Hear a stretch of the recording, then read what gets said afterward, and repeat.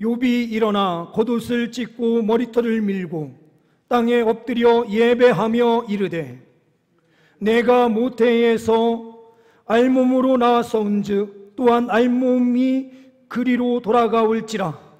주신 이도 여호와시요 거두신 이도 여호와시오니 여호와의 이름이 찬송을 받으실지니이다 하고, 이 모든 일에 욥이 범죄하지 아니하고 하나님을 향하여 원망하지 아니하니라. 아멘. 옆에 분들과 먼저 인사하는 시간 갖도록 하겠습니다. 사랑합니다. 한 번 더 인사하겠습니다. 축복합니다.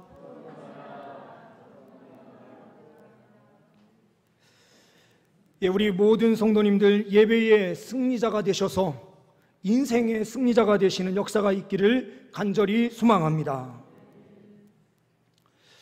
한번 말씀드렸던 예와 일지는 모르겠습니다. 허드슨 테일러는 중국 선교의 선구자, 그 창시자다라고 할 정도로 중국 선교에서 엄청난 일을 행했던 한 선지자입니다. 이 선교사는 어떤 사람이 이렇게 질문을 합니다. 그렇게 놀라운 일을 행할 수 있었던 이유는 무엇입니까? 그는 아주 간결하게 답변합니다. 나의 헌신과 행복의 비결은 하나님을 그 만나는 과정, 특별히 하루를 어떻게 시작하느냐에 달려 있었습니다. 연주자는 음악회를 시작하기 전에 악기를 조율하듯이 음악회가 끝난 뒤에 조율한다면 그것은 어리석은 자인 것처럼 나는 아침에 일어나면 하나님의 뜻에 나의 생각을 맞추는 일부터 시작했습니다 라고 답변합니다. 이것은 하루의 시작을 주님과 함께 시작하는 그 예배의 삶을 철저하게 살았다라고 하는 다른 말의 표현일 것입니다. 오늘 주인공 욥은 예배의 성공자였습니다. 우스 땅은 정확하게 1절에 말씀하고 있는 이 우스 땅이 정확하게 어느 지역인지는 알 수는 없습니다. 그러나 여러 가지의 해석에 따라서 보게 되면 3절 말씀에 동방사람이라고 하는 이 동방사람의 그 해석에 따라서 팔레스타인 동쪽 전체를 뜻하는 것이다 라고 말하기도 합니다. 그리고 어떤 사람은 아람계의 하우란을 가르친다라고 가리킨다라고 하는 그런 말을 하는 사람도 있습니다. 그러나 저는 창세기 36장 28절 말씀에 나오는 말씀에 따라서 디산의 자녀는 우스와 아란이니라고 하는 이 표현이 나오는 것처럼 이 에서의 족보의 흐름에 따라서 첫 맏 아들로 나오고 있는 디산의 첫 맏 아들로 나오고 있는 우스, 그 우스가 살았던 지역을 뜻하는 것으로 해석하는 것이 가장 좋지 않을까라는 생각을 합니다. 그래서 에돔 자손이 살고 있는 그 지역에서 하나님과 일평생 동행하는 삶을 살았던 족장으로 우리는 볼 수 있습니다. 족장이다라고 하면 아브라함과 그리고 그 이후에 이삭, 야곱, 요셉 시대의 예와 동시대의 인물로 우리는 볼 수가 있습니다. 왜 그렇게 볼 수 있는가라고 하면 우리가 읽지는 않았지만 4절에서부터 5절 말씀을 보게 되면 그 아들들이 생일 파티를 하고 그리고 행복한 일을 행한 후에 그들이 먹고 마시고 즐기는 그 순간 혹시라도 마음으로 범죄한 것이 있지 않을까 싶어서 이 욥은 직접 자기 자녀들을 위해서 짐승을 잡고 번제단을 쌓고 하나님 앞에 제사를 지내는 일을 직접 수행하는 것을 보게 됩니다. 족장은 한 가정의 대표임과 동시에 제사장으로서 서 있어서 가족을 위해서 함께 제사하는 일을 감당했었던 사람이 바로 족장입니다. 아브라함도 마찬가지로 하나님 앞에 자기 자녀를 바쳐라 라고 말씀할 때에 아브라함이 직접 이삭을 데리고 모리아 산으로 올라가서 직접 자기 자녀를 죽여서 하나님 앞에 바치려고 하는 행동이 분명하게 보여집니다. 이것은 아브라함 또한 제사장으로서 서 있음과 동시에 한 족장의 왕으로서 서 있을 뿐만 아니라 그 가족의 대표로 서 있다라는 것을 명확하게 보여주는 한 장면이기도 하기 때문에 이 시대에 이 욥이 살고 있었다라고 우리는 볼 수 있을 것 같습니다. 우스 땅을 강조하는 것으로 볼 때에 이삭의 그 이유, 바로 야곱과 비슷한 시기일 수도 있겠다라는 생각도 듭니다. 어떻든 그 시기와 그때는 우리는 명확하게는 추측하기는 어려운 부분들도 분명하게 있지만, 어떻게 되었든 욥은 당대의 가장 완전한 자로 오늘 말씀에 기록해주고 있다라는 사실, 1절 말씀에 온전하고 정직하여 하나님을 경외하며 악에서 떠난 자다라는 것을 강조하고 있습니다. 그러면서 3절 말씀에는 이 사람은 동방 사람 중에 가장 훌륭한 자다라고 강조를 하고 있습니다. 동방 사람 중에 가장 훌륭하고 정직하고 완전한 사람, 이 사람이 어떻게 존재할 수 있었을까? 우리는 다 죄인 중에 죄인이고 괴수 중에 괴수인데 우리는 하나님 앞에 완전하게 설 수도 없는데 욥을 어떻게 성경은 완전한 자라고 표현하고 있을까? 만약에 완전한 자였다면 에녹과 같이 죽음을 보지 않고 들림을 받았어야 되는데 그는 들림을 받았다라는 표현이 전혀 나타나지 않는 것으로 볼 때에 그는 에녹과 같은 완전한 동행의 삶을 산 사람은 아닌 것 같아요. 그런데 오늘 말씀에 완전한 자다라고 기록한 그 이유는 바로 그가 철저하게 하나님 앞에 예배하는 삶을 살았기 때문에 하나님께서는 그를 완전한 자라고 말씀하여 주신 줄 믿습니다. 5절 말씀에 욥이 말하기를 혹시 내 아들들이 죄를 범하여 마음으로 하나님을 욕되게 하였을까라고 표현되고 있어요. 마음으로 짓는 죄를 구약 성경에서는 단 한 번도 그게 죄다라고 선언한 적이 없어요.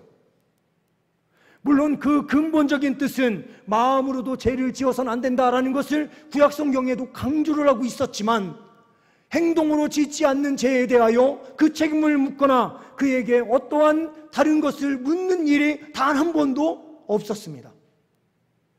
이것은 예수 그리스도께서 이 땅에 오셔서 산상수훈, 산상보훈의 말씀을 선포하시면서 마음으로 생각한 그 죄가 혹시라도 여자를 보면서 음행의 그 마음을 품고 은욕을 품고 그를 보는 자는 이 죄를 범한 것이다, 음란의 죄를 저지른 것이다 라고 명시하기 전까지는 그 누구도 마음의 죄까지 들여다보는 사람이 없었습니다.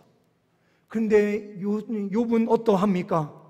예수 그리스도의 가르침이 있기 전부터 그는 마음 안에서까지 범죄를 저지르지 않으려고 최선을 다하고 있는 그의 모습을 우리는 발견하게 돼요. 그는 철저한 예배자였죠. 그런데 우리는 지난번 우리가 욥기 42장을 중심으로 해서 한번 욥기의 말씀을 함께 말씀을 나눈 적이 있습니다. 그때 말씀을 나눈 바와 같이 참 신기한 광경이 벌어지고 있어요. 6절 말씀에 보면 하루에 어떤 시간을 이야기합니다. 그러면서 하나님의 아들들이 와서 여호와 앞에 섰고 사탄도 그들 가운데 온지라. 여기에서 하나님의 아들들이라는 이 표현은 어떠한 아들들인지 의견이 분분합니다. 그러나 분명한 것은 예수 그리스도 외에는 하나님의 아들이 없는 것을 우리는 잘 알고 있습니다. 독생자 예수 그리스도라고 분명하게 성경은 말하고 있기 때문에 그렇습니다. 그런데 하나님의 아들들이라는 이 복수형으로 기록된 것은 대체 어떠한 사람들을 뜻하는 것인가? 이것은 바로 욥 시대 이전에 하나님을 진실하게 섬기던 자들이 죽어 영과 육이 분리되어 그 영이 저 천국에 들어가 하나님과 함께 있는 자들을 뜻하는 것일 수도 있습니다. 또 하나는 천사들을 의미하는 것일 수도 있죠.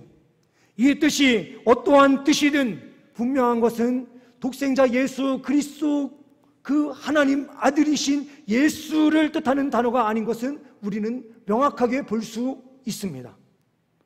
그런데 하나님 앞에서 사단이 그 앞에 나와 함께 회의하는 것처럼 이야기를 하고 있어요. 이것도 우리는 너무 어렵게 생각할 필요 없습니다. 빛이신 하나님 앞에 사단이 어떻게 하나님 앞에 직접 나아가서 하나님 앞에 이야기할 수 있느냐? 하나님은 이 우주 만물에 충만히 계신 하나님이시라. 어느 곳이든지 다 계신 하나님이시라. 사단을 언제나 통제하시고 다스릴 수 있는 전능한 하나님이시기에 이 장소가 마치 천국인 것처럼 표현이 되고 있지만 천국에 하나님이 계심과 동시에 저 땅에 있는 사단과도 얼마든지 대화할 수 있는 분이시기에 그 거리를 멀게 표현하지 않아도 충분히 가능한 표현이 되는 것입니다.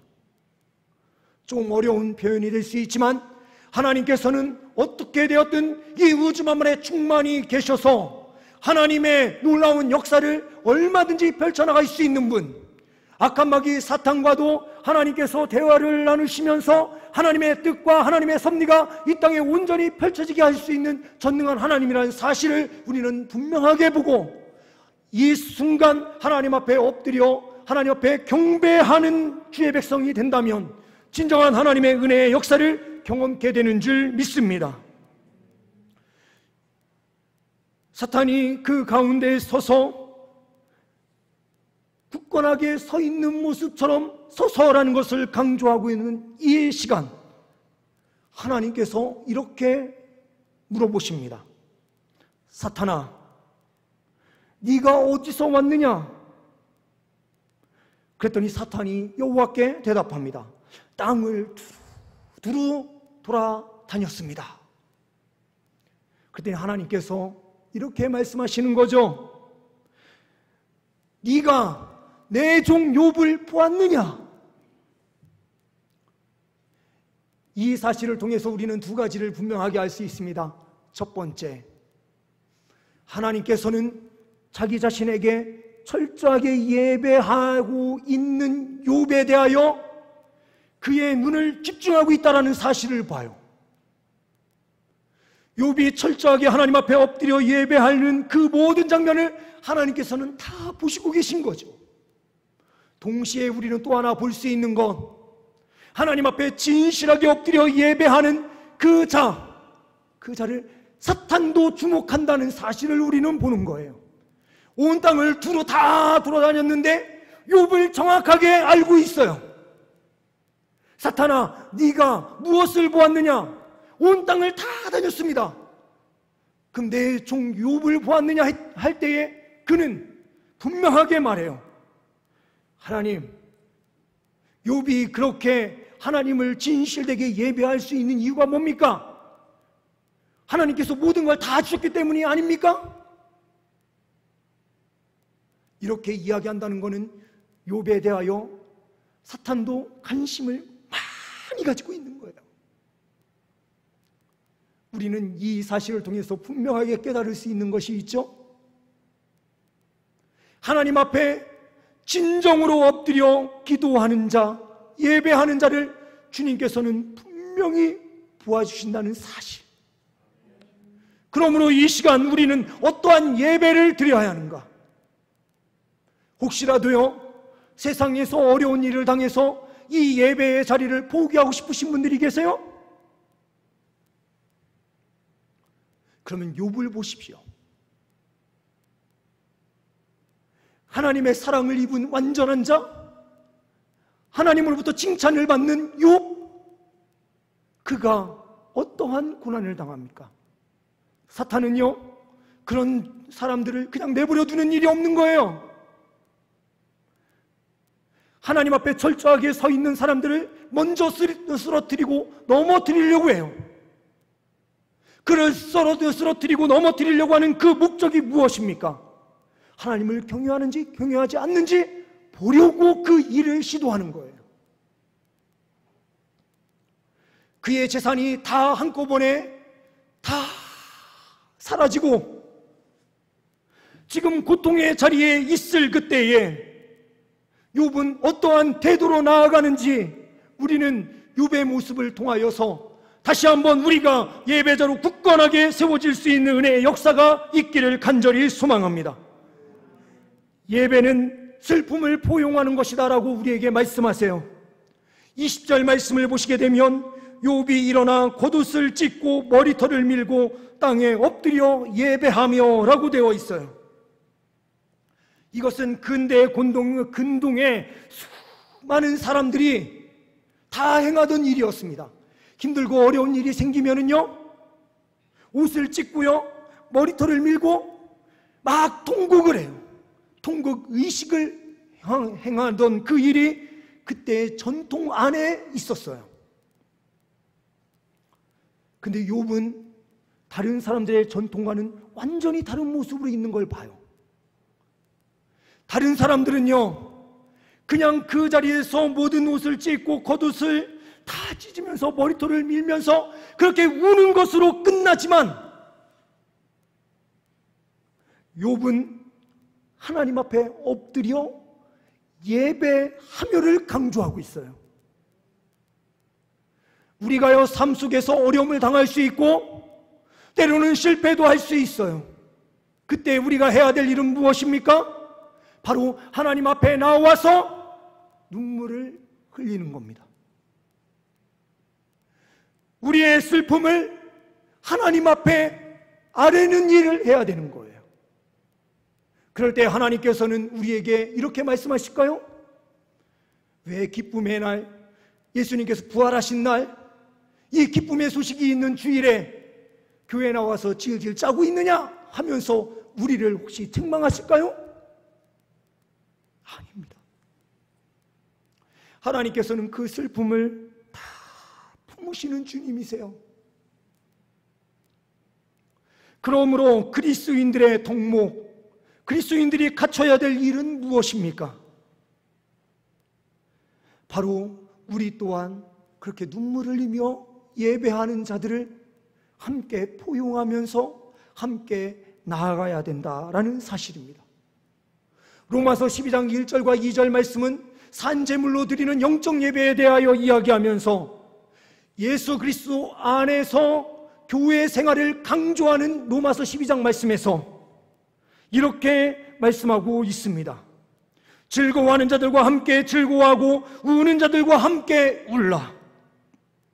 함께 즐거워하는 예배, 또한 함께 우는 예배가 동시에 있는 예배를 통하여 하나님께서 어떠한 예배자를 받으시는지 보아라.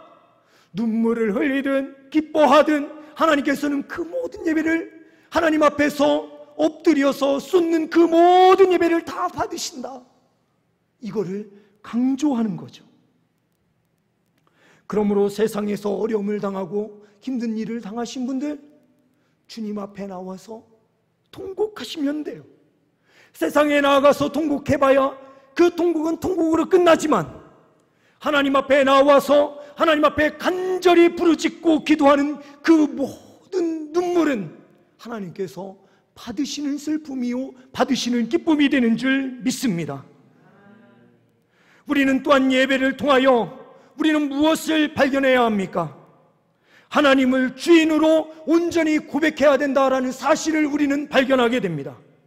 21절 말씀에 내가 모태에서 알몸으로 나왔사온즉 또한 알몸이 그리로 돌아가올지라. 우리는 알몸으로 왔다가 알몸으로 갈 존재이기에 공술의 공수거이니 우리는 이 세상에 가지고 있던 물질이 우리 앞에 다 사라진다 하더라도 하나님 앞에 모든 주권을 가지고 계신 하나님 앞에 찬송함으로 나아가야 된다라고 고백하고 있습니다. 21절 말씀의 뒷부분의 말씀, 주신 이도 여호와시요 거두신 이도 여호와시니 여호와의 이름이 찬송을 받으실지니라.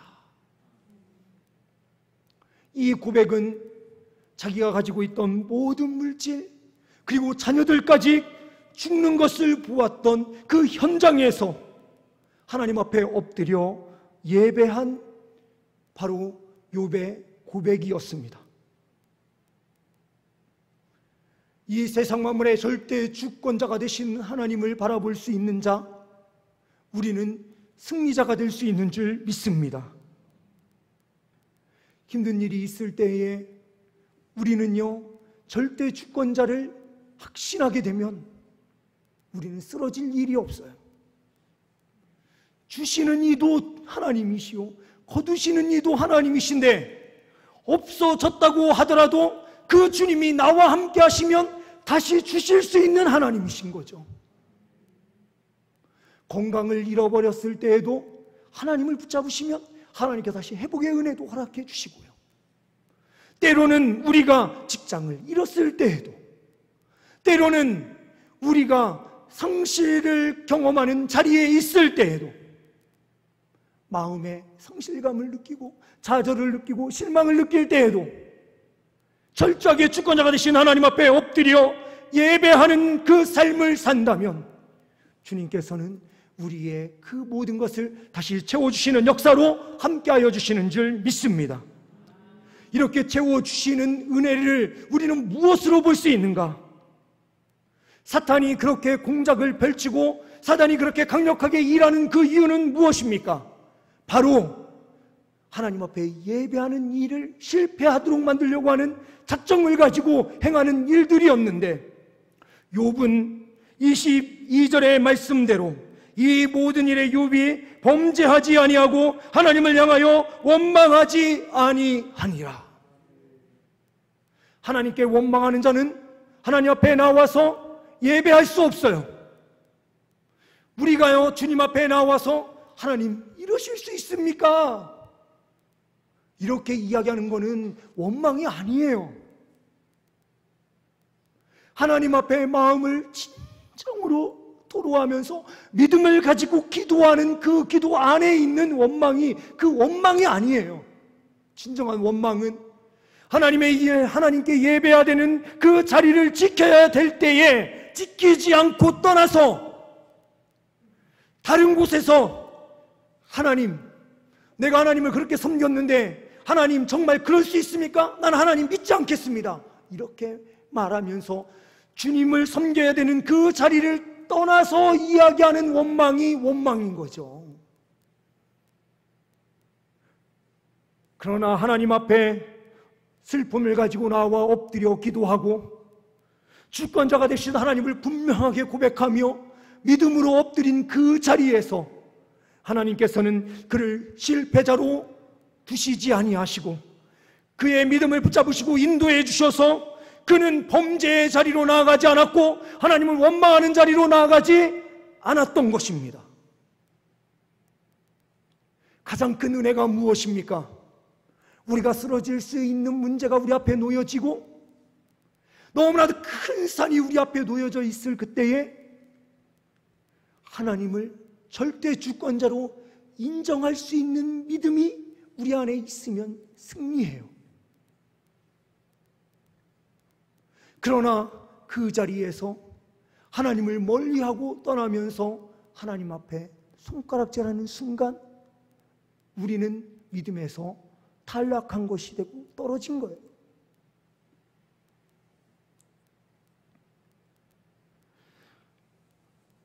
예배는요, 우리를 다시 일으켜 세웁니다.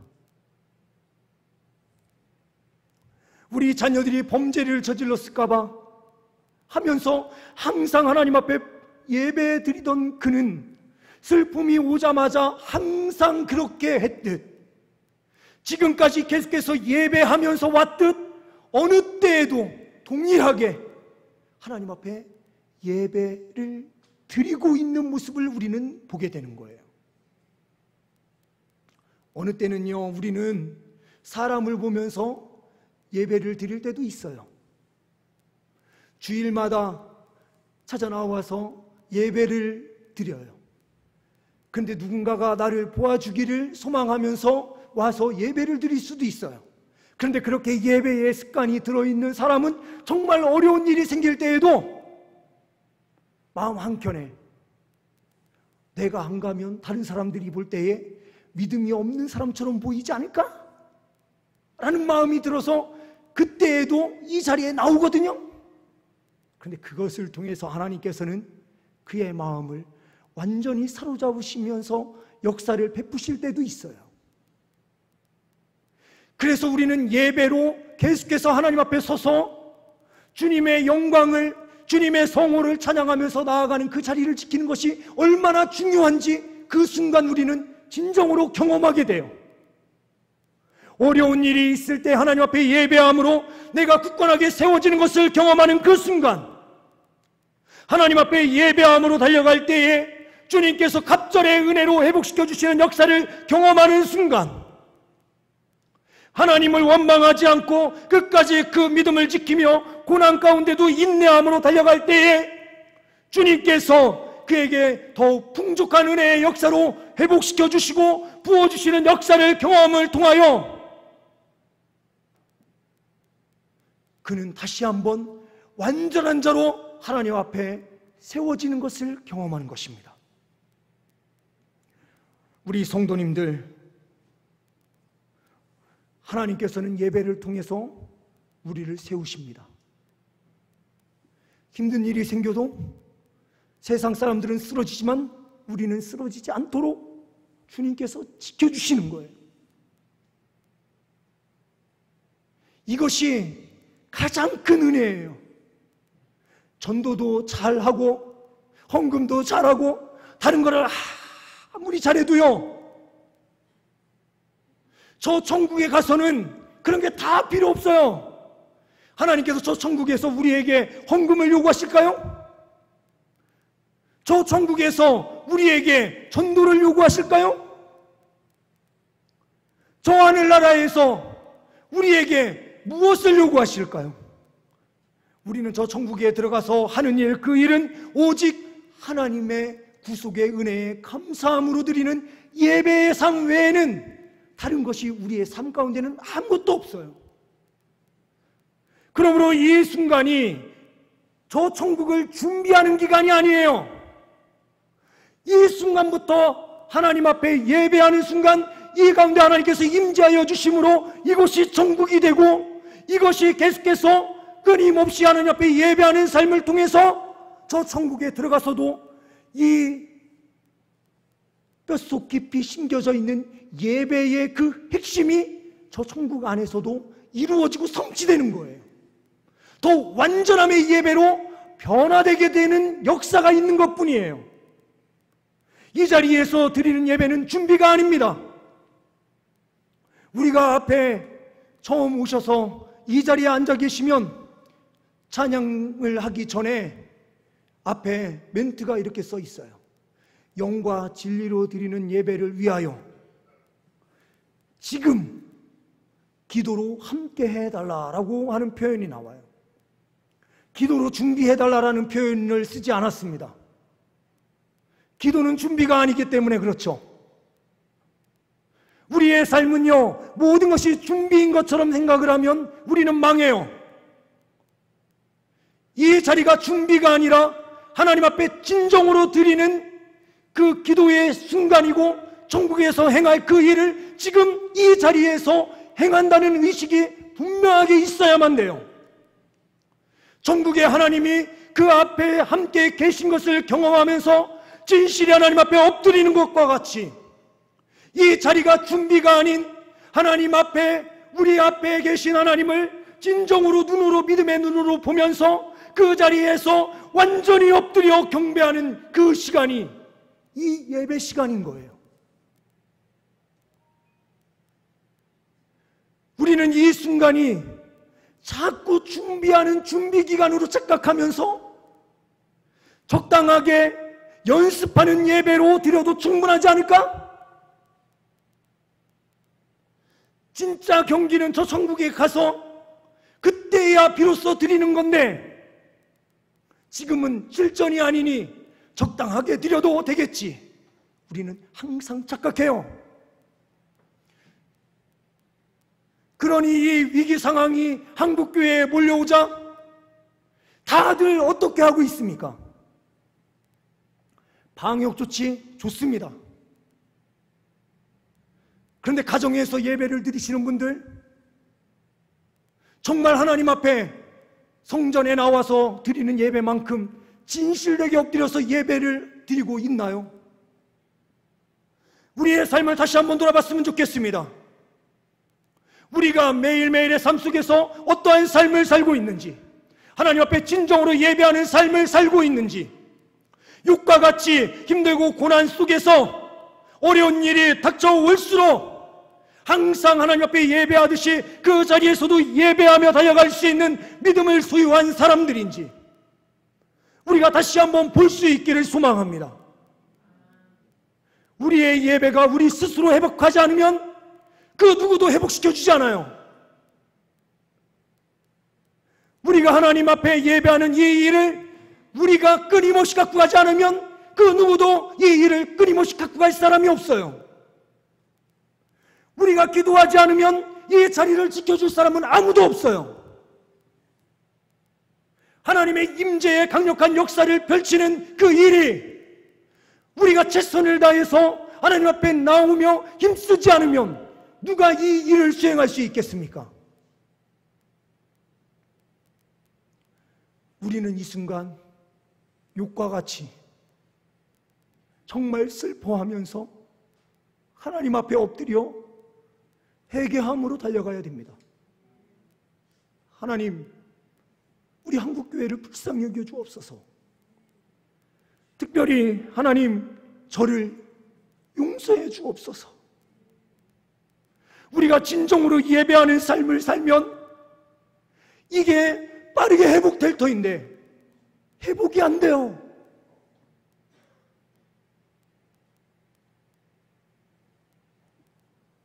이 시간 주님께서 우리에게 물으십니다. 정말 이 예배를 준비로 드리고 있느냐? 아니면 천국에서 드리는 예배처럼 진실하게 하나님 앞에 예배하고 있느냐? 우리에게 물으신다면 우리 성도님들은 다 함께 저 천국에서 드리는 예배와 같은 예배를 이 순간 바쳐 드립니다라고 고백할 수 있는 은혜의 역사가 있으시기를 간절히 소망합니다. 기도하십니다. 하나님 아버지, 감사합니다. 욥의 삶을 통하여 우리는 하나님의 뜻을 분명하게 보게 되는 줄 믿습니다. 예배는 연습이 아니라 하루하루의 삶 속에서 최선의 예배로 하나님께 영광 돌리며 믿음의 길 걸어갈 때에 저 천국의 진정한 행복을 이 땅에서도 누릴 뿐만 아니라 저 천국에 들어가서도 하나님의 은혜에, 구속의 은혜에 감사함으로 진정으로 예배하게 될 줄 믿습니다. 주님, 이 시간 이 자리 우리가 영과 진리로 진실된 예배로 최선의 예배로 나아갈 수 있도록 은혜 베풀어 주옵소서. 매일매일의 삶 하나님 앞에서를 인식하며 철저한 삶을 살 수 있는 우리 모두가 되게 하여 주옵소서. 우리 주 예수 그리스도의 이름으로 기도하옵나이다. 아멘.